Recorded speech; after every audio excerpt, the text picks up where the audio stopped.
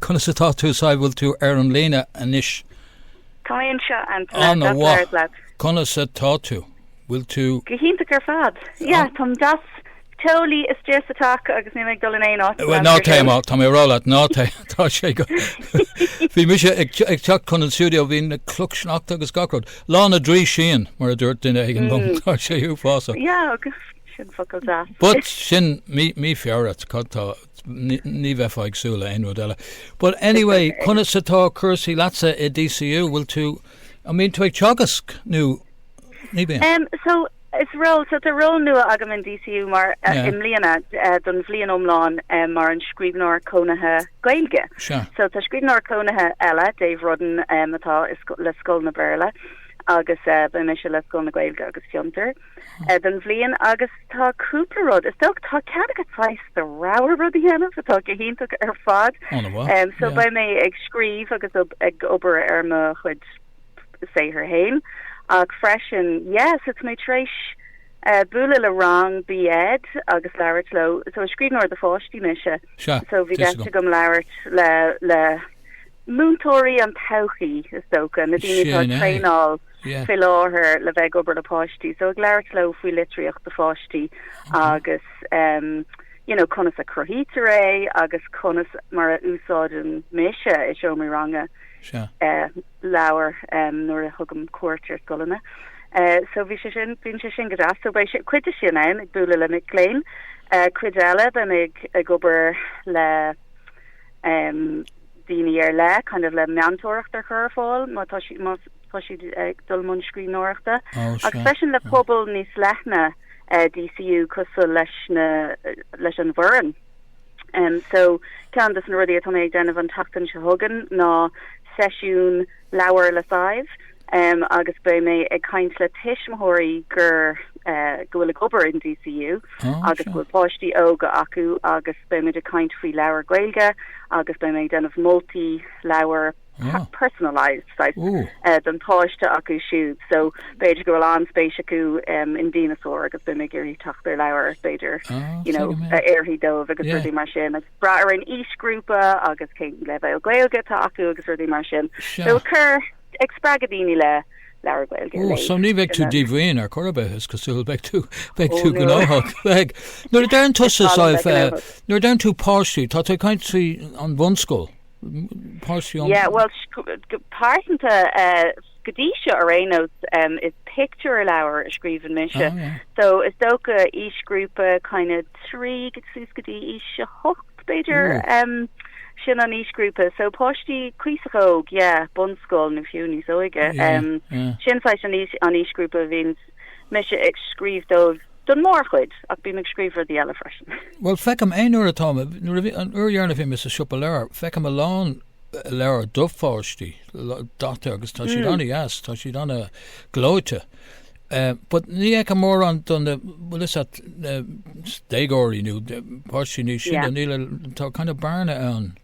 Tá charter fád agus so beidir amach an seo gan mé iirecht chuid an bharne sin le líana agus cínta go bhfuil tuile Scríbhneoir Gaeilge ag tastáil so sin an fá le DCU bheith sé ionintach búla le daoine agus í sppraga le dul am an Scríbhneoir do bhaoineoga má tá sé chótáhachtach tuigean tú féin le na leabhar bhí agat mar fáiste mar duine óg tá si bín siad chótáhachtach an fanan na leabhar sin leat ar fad a héil and they're kind of a comfort blanket orintanta dat tú géirí dul arás fiú agus fiú a bhína fásta like so tá mé se antóga like tá a leabhar ar fad dognach agam ó bhí mé óg so mé antóga le leabhar well ag caint faoi sin de bhí mé ag caint le duine faoi tát na gotsabéidir ar an úidir Cathal Sander. Oh yes. Rex Carlo an you know an lurger on Blacktree sin agus dúirt sílam go raibh an éileh ar na leir ag an am hí snin sna seas an beidir seascadí chu do díl siad like 8,000 cóip in aig na bliana do creta bhí siad do creta níl ein cean leite so an rud a higam níl mór an ólas agam ach sílam gohfuil comóra céad blian rud mar sinnatar siú dúireach sinné ba me de clustáil a bhd níos mó fao an ir ceapam ach an rud a higam tá cluiste agam ná so scríbhú le fáil siúid de seannachló so an seanna Gaeilge agus ní nuair déanú caiidánú ar an Gaeilge agus an isú dodin mid an abítir well is an cló céine le cló Labhair le cló Rómhánach is soca ní dhearna siad achló ar na leabhar sa cló Rómhánach so an isis so just the size generational gap on sin ná le aon iad ach bhí sé an bhór le rá agus bhí gachtain á léh sin rud a céir ine orm agus is dégóirí daoine ógad an chud is má bhí á léh chuir sé ine orm go raibh an éileh más tú méid an taileh sin fós na léhananta seo le lá Neadidir ní lis gom sílim go level Gaeilgetá a bhúnas na scoilena beganí éagsú leis cíntas na Gael scoilena I think dá mech rud ag an mar sin a bhí an tá go le Twilight nó ceantas na leabhar mór a sin a bhí an túir ag ísgrúpa áirithe dá mech rud mar sin má tá rudí magalóir bei postí a géirí sin é géirí de leif Díreach ag caiint fin Ollscoil an bhfuil Gaeilge múnta mar ábhar tuis gom faoi fiontar bhfuil siad a cuid den so níl stocha is blow in mis agus níl mé an cosnathe so níl mé omláin cínte ceir díreach na ábhar a legatar ar fáil ach sí tá dísí do an nasca le pats so bhín Gaeilge á bhúna de bhúntóirí is stocha so is stocha go bhfuil ach ní mé omláin cínte cén bailach á éibre sé go fáil tá ascún beidir ge cúpla mí be mé lásá sé sin héanamh agus bhfuil ag airí go má le a chuid le ar hain tá siad ar díal ar fud na áte cáite well an siúpal air dar nói an siúpal air gan doubt agus in anhuid siúpi really agus munahfuil sé ar an telf is beidirí de áil or de his Jack in ein siúpal air so tá si ar fáil ar fud na tíre so tá 3 leabhar do mo chuid fáilsethe godí seo as Gaeilge so 3 picture leabhar agus tá si denna go mát an dílarú an cean is déine tá sé beganín haar blindí an leabhar so fáilsiú ag deire fihe agus tá sé sa tríú achló so tá go má Ganzi also agus tá leabhar nua tásúlagum go mééis sé taachtamach ag deire idir deire na blina seo so tá mé gobar ar sin fi láthir leis an máisethóir agus rudí so tá sketsamíní ar an faoi seo go bra nua agus luú tú freisin rud ar bhanam splank iction catá a gceistún sin rud ná splank iction is tócha is sais stíl scríbhneoireachta nach ngean mór an daoine agus nach leabharan mór an daoine faoi ach má learn má haintú ag lurig there's fans all over the world a haithnín an stíl seo scríbhneoireachta below is tócha gur rud a haithní lumsa tá scoil sé gear mis freisin short story is tócha ge an ábín siad faoi 1 míle focail orintanta faoi 1 200 nó 300 focail agus an rud a haithní lumsa faoi sin ná bu sé sin cosú le picture leabhar mar níl a cartar an méid céine fogta faoi 1 míle focail le picture leabhar freisin bud ní chéile go bhfuil sé éasca é scríomh ag bheith sin picture leabhar éasca ag éan no ní dó an go bhfuil anna cutíí bhfuil tá sé Harbh a casta